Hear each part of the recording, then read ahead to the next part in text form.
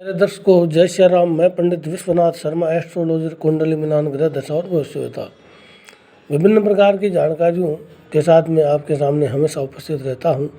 आज का जो हमारा विषय चल रहा है कि द्वादश भावों में कौन कौन से ग्रह का क्या क्या प्रभाव रहता है, क्या क्या असर रहता है, क्या क्या फल रहता है। आज हम कुंडली के द्वादश भाव में राहु ग्रह के फलों का विवेचन करेंगे। राहु देव के कौन कौन से फल समस्त भावों में रहते हैं। वैसे राहु देव को देखा जाए तो ये छाया ग्रह कहलाते हैं। इनको किसी राशि का स्वामित्व प्राप्त नहीं है। और राहु देव जो है स्वभाव, इनका जो राहु का स्वभाव जो है सब कुछ होते हुए भी कुछ नहीं होना, यानी शत्रुओं का नाश और उनसे रक्षा के साथ साथ में मस्तिष्क सोच का स्वामी भी राहु देव बनते हैं।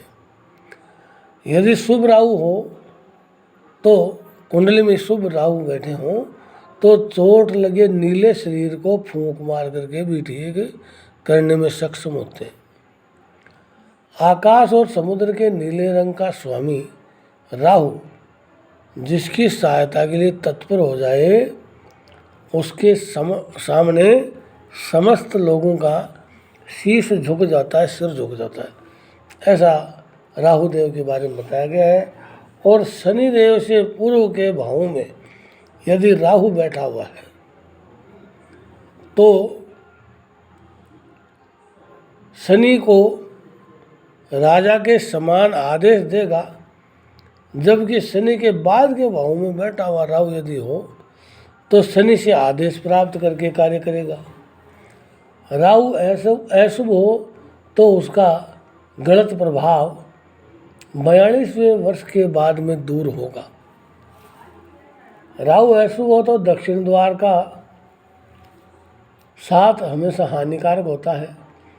राहु सूर्य से युक्त या दृष्ट हो तो राहु जहाँ स्थित है वह भाव अशुभ होगा तथा सात का भाव भी अनिष्ट कारक बन जाता है।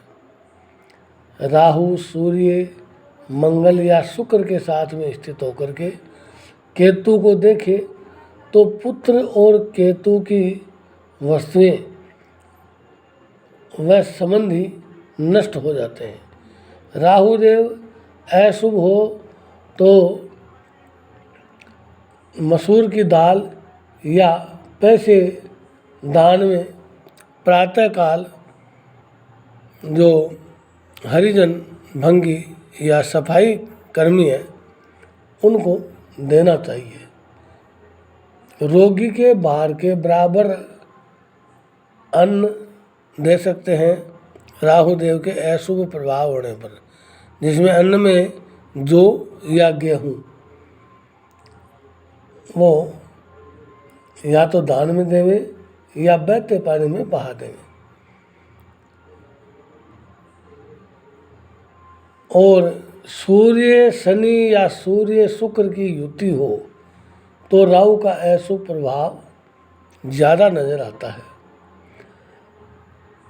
चंद्रमा यदि चौथे भाव में स्थित हो तो राहु कहीं भी हो अच्छा ही फल देता है।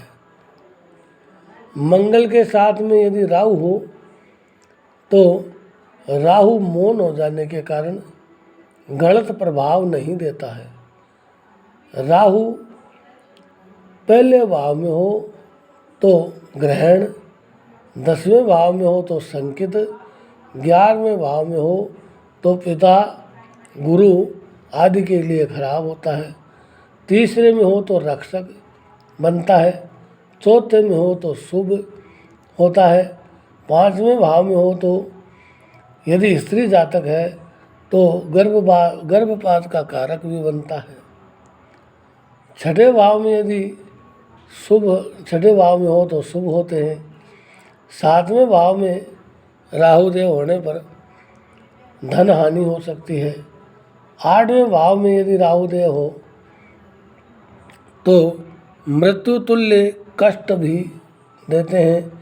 और 9वें भाव में हो तो ऐसे व्यक्ति को अधार्मिक बनाते हैं।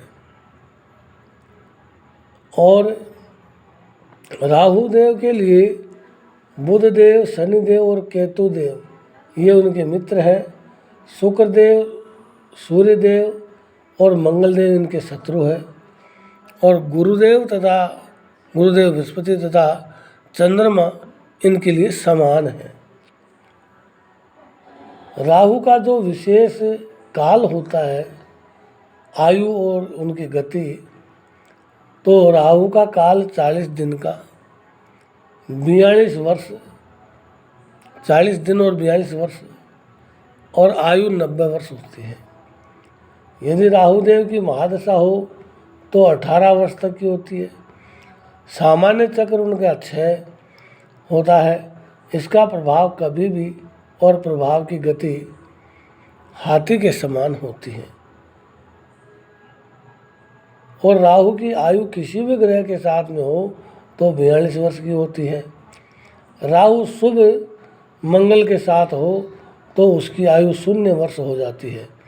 राहु केतु के साथ हो तो 45 वर्ष उसकी आयु होगी, जो कि वर्ष फल में भी संभव हो सकती है। इस प्रकार से राहु देव का हमने जाना कि किस प्रकार एक छाया ग्रह, उपग्रह अर्थात रहस्यमय ग्रह जो स्वयं बैठ करके, अकेला बैठ करके ये अपना स्वयं का प्रभाव दिखाता है। और यदि किसी भी ग्रह की युति राहु देव के साथ में किसी भी भाव में हो जाती है तो राहु देव उस युति वाले ग्रह की पावर को, शक्ति को, ऊर्जा को बढ़ा देते हैं। अर्थात वो स्वयं कुछ नहीं करते, लेकिन जो साथ में कोई भी ग्रह बैठा है तो उसके द्वारा करवाते हैं, उसके पावर को बढ़ा देते हैं। यदि वह शुभ है तो अच्छे प्रभाव देने वाले होते हैं। यदि अशुभ स्थान में है, अशुभ है अर्थात शत्रु राशि में है, शत्रु ग्रह के साथ में है तो अशुभ प्रभाव देते हैं। और मित्र ग्रहों के साथ में हो तो बड़ा ही शुभ प्रभाव देते हैं। राहु देव की सूक्ष्म विवेचना आज हमने की है। राहु देव के 12 भावों के फलों का हम अलग से वीडियो बनाएंगे। आपको अच्छा लगा होगा। मेरे YouTube चैनल को लाइक, शेयर और सब्सक्राइब अवश्य कीजिए। साथ ही जो भी श्रोता, दर्शक, भाई, बंधु, विद्वान साथी, विदुषी भगिनियाँ मेरे इस चैनल को देखते हैं, उन सब का हृदय की गहराइयों से धन्यवाद और आभार ज्ञापित करता हूँ। और आशा करता हूँ कि आपका स्नेह मेरे प्रति, मेरे वीडियोज़ के प्रति ऐसे ही बना रहे। जय सिया राम, जय जय हनुमान।